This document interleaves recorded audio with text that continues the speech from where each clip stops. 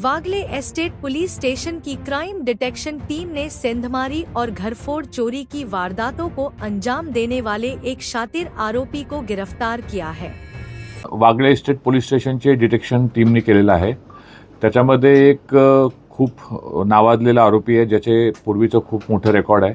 त्याला या घरफोडीच्या गुन्ह्यामध्ये अटक केलं आहे। एक 710/25 हा घरफोडीचा 331(3) आणि 305(3) प्रमाणे BNS ॲक्ट प्रमाणे एक गुन्हा दाखल होता। एक 41 वर्षीय महिला होती, तिच्या जी अंबिकानगर राहणारी, तिचे दिवसा 24 तारखेला 24/11/2025 साठी तिच्या घरी घरफोडी झाली होती।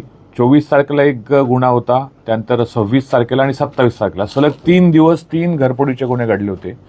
तर ह्यातला जो मुख्य मेन आरोपी आहे दीपक वैश्य, त्याचं वय 40 वर्ष आहे। तो राहणार शिवाजीनगर गोवंडी इथल्या एरियातला। त्याला आपण या घरफोडीमध्ये अटक केलेत।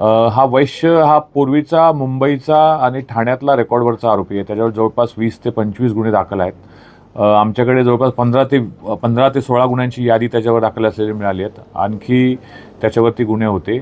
आता वागळे एस्टेट पोलीस स्टेशनच्या तपासामध्ये त्यांचे जे 3ही घरफोडीचे गुन्हे डिटेक्ट झालेले आहेत आणि संपूर्ण माल यामध्ये रिकवर झालेला आहे।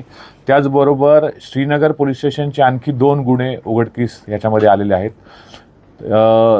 त्याची आता तपास आरोपीला त्यांच्या हँडओव्हर करून हे परत आरोपीकडून निष्पन्न होईल। त्याचबरोबर आणखी वर्तकनगर असतील किंवा कोपरी असतील, त्याचबरोबर तुमचे कासावडोली असतील, असे आणखी काही गुन्हे या प्रसंगी आता मला वाटतं डिटेक्ट होतील।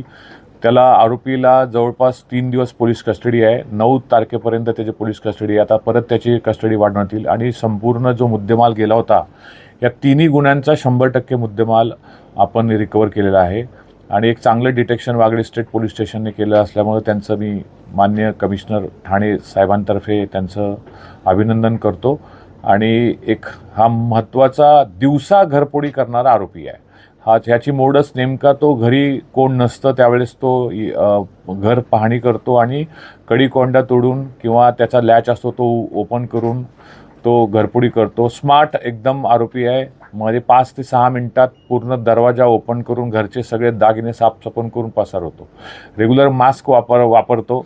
पण तपासामध्ये आपण विविध टेक्निकल ॲनालिसिस किंवा CCTV फुटेज यावरून या गुन्ह्याला आरोपीला निष्पन्न केलं आणि त्याला 6 तारखेला तो आपल्या हद्दीत परत घरफोडी करण्यासाठी येत असल्याची माहिती मिळाली आणि आपल्या डिटेक्शन टीमने त्याला ताब्यात घेतलेला आहे। जी मार्केट शिवाजीनगर एरियातला आहे।